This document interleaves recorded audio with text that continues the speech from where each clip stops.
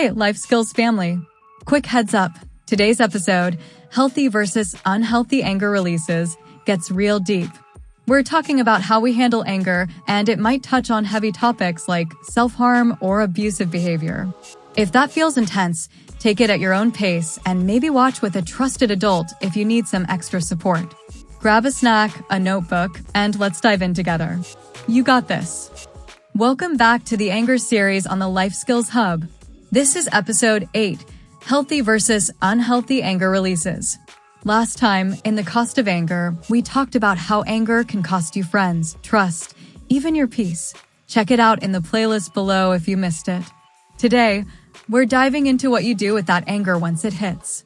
Do you let it out in a healthy way, or do you go down a path that makes things worse? We're breaking down healthy releases, both immediate and later, and unhealthy releases, including how they mess with you and others. Let's get into it. Anger's like a fire in your chest. It's gotta go somewhere.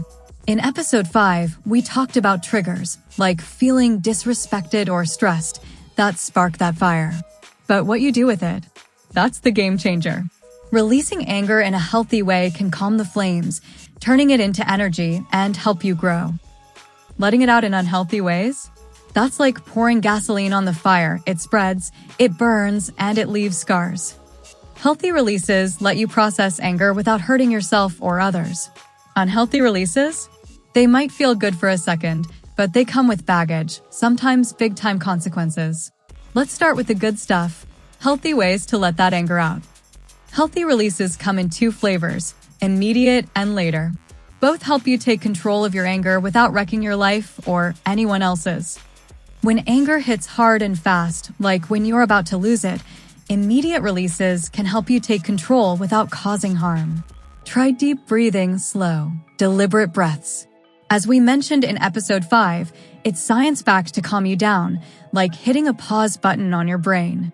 Positive self-talk is another powerful tool. Tell yourself, I'm bigger than this anger, or I can handle this without losing it, giving your brain a pep talk to stay in control.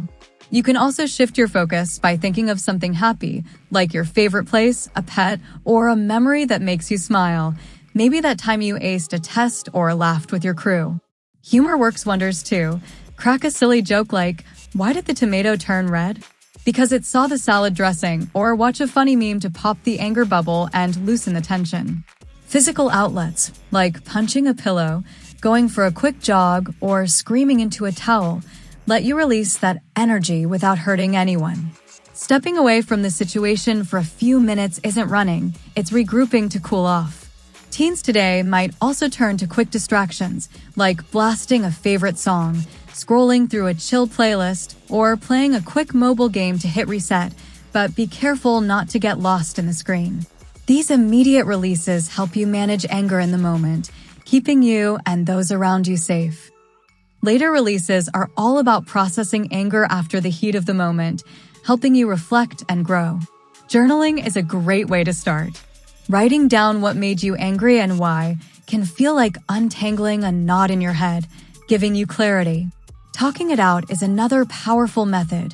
Sharing your feelings with a trusted friend, family member, or therapist can uncover the root of your anger, especially since, as we discussed in episode 4, anger often masks deeper emotions like hurt or fear.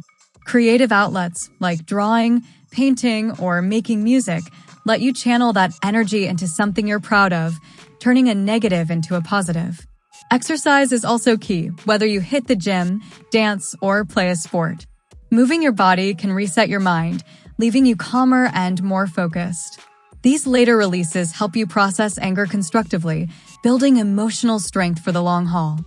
These methods work because they let you release anger without breaking relationships or your own peace. Now, let's talk about unhealthy releases. These feel like a quick fix, but they're like borrowing from your future happiness. They come with a cost. We broke down those costs in the last episode, like losing trust or hurting relationships. Unhealthy releases come in 2 types, outward and inward. Both can spiral into bigger problems.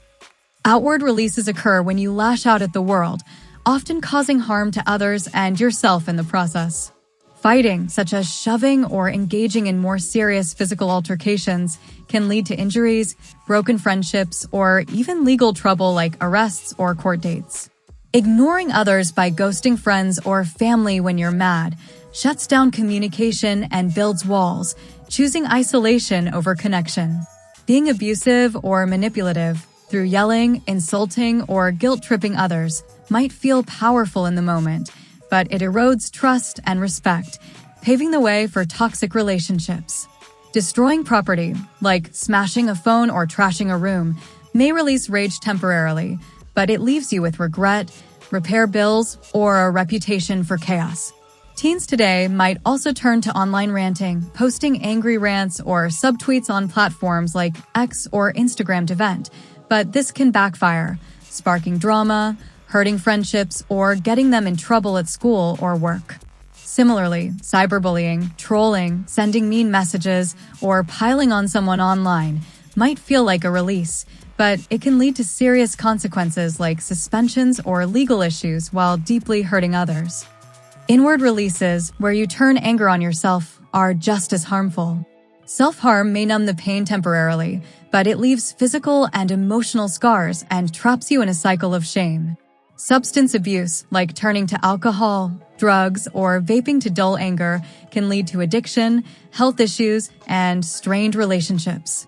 Bottling up anger can spiral into depression and frustration, making everything feel heavier and harder to handle.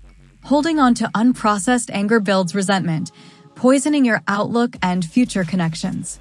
Teens might also escape into overgaming or doom scrolling, spending hours on video games or endlessly scrolling social media to avoid anger. But this can lead to disconnection, missed responsibilities, and increased anxiety.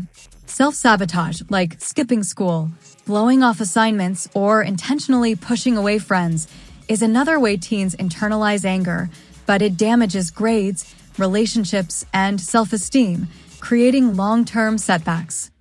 So, you've got a choice every time anger hits. Healthy releases protect your relationships, your health, and your future. Unhealthy releases? They're a trap. Quick relief, but long-term pain. Think back to our scales from our last episode. On one side, you've got the short-term win of lashing out or bottling it up. On the other, you've got stronger connections, better mental clarity, and a life you're proud of. Which path are you picking? Ask yourself, is this release worth the cost? Will it build you up or tear you down? Healthy releases take effort, but they're an investment in you. Unhealthy ones? They're a debt you'll keep paying. Anger's gonna happen, it's human. But you get to decide how to handle it. Healthy releases like breathing, journaling, or talking it out keep you in control. Unhealthy ones like fighting or shutting down. They cost you way more than they give. Next episode, we're diving deeper into how anger is controllable. Stay tuned. Drop a comment. What's one healthy way you've released anger? Or one unhealthy habit you want to ditch? Let's keep this convo going. If this hit home, like, subscribe, and hit that bell. Share this with someone who needs it. We're all learning together. See you next time, Life Skills family.